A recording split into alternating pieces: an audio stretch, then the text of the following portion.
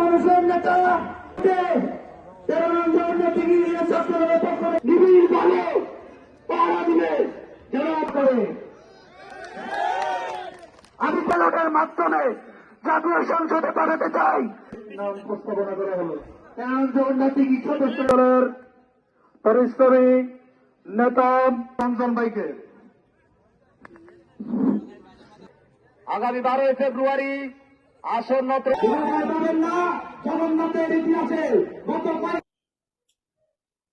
প্রতিপক্ষ কি বলেছে সেটাও তো উনি ওনারটাই বলেছেন। যেহেতু আমরা হামলা করছি না, আমরা ধৈর্য ধারণ করছি, মাঠ তো আমরা ঘোলাটি করছি না, তারা ঘোলাটি করছে। আপনারা সোশ্যাল মিডিয়ার মাধ্যমে দেখেছেন কিছুদিন আগেও রাতের 11টায় আমাদের এক নেতার বাড়িতে গিয়ে তারা হামলা করেছে। দা দিয়ে কুপিয়ে কুপিয়ে সে বাড়ি তারা তছনছ করেছে। বয়োবৃদ্ধ কিছু মহিলা ছিল, তাদের গায়ের কাপড় তারা খুলে নিয়েছে।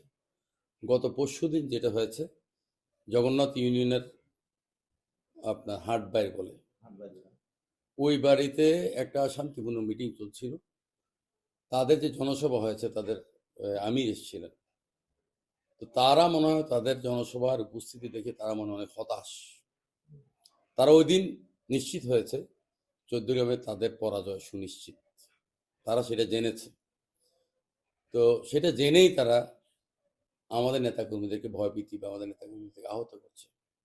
কারণ তারা যে একটা সশস্ত্র সংগঠন, এটা তো আপনি আমার সাথে স্বীকার করবেন একজন সাংবাদিক হিসেবে, সেটা আপনি আমার সাথে অবশ্যই স্বীকার করবেন।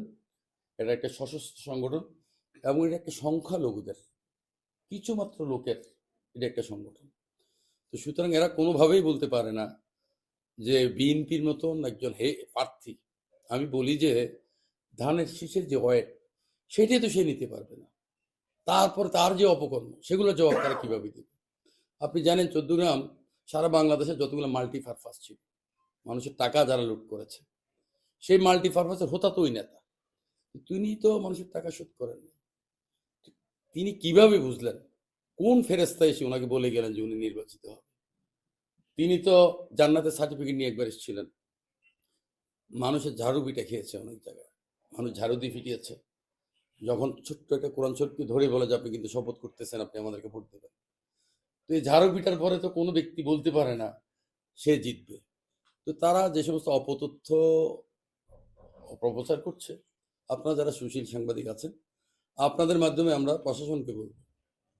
প্রশাসনকে বলবো যে সমস্ত এলাকাগুলোতে তারা মানুষকে ভয়ভীতি দেখাচ্ছে, আধিপত্য বিস্তার করার চেষ্টা করছে সন্ত্রাসের মাধ্যমে, যেহেতু এটা একটা সন্ত্রাসী সংগঠন, প্রশাসন যদি পর্যাপ্ত পরিমাণ আপনার আইন শৃঙ্খলা বাহিনী যদি ওখানে নিয়োগ না করে, তো যে 17 বছর আমরা আন্দোলন করেছি মানুষের ভোটাধিকারের জন্য, সেটা বিফলে যাবে। আর যিনি বলেছেন আমার পরাজয়ের কথা, উনি তো ফিজিক্যালি আমার মনে হয় যে এই যে এখন যে ভোটটা হচ্ছে 17 বছর আন্দোলনের পরে, সেই ভোটে উনি রান করার মতো একজন প্রার্থী হিসেবে আমি ওনাকে মনে করি না। উনি বয়োজ্যেষ্ঠ লোক, শ্রদ্ধেয় লোক, সম্মানী লোক, সাবেক এমপি, ওনার প্রতি আমাদের শ্রদ্ধা ভক্তি সবই আছে। কিন্তু আমার মনে হয় এই নির্বাচনটা রান করার জন্য উনি ফিট না, উনি একটু আনফিট। এই কারণে কিছু সন্ত্রাসী বাহিনী উনি রেলিয়ে দিয়েছেন।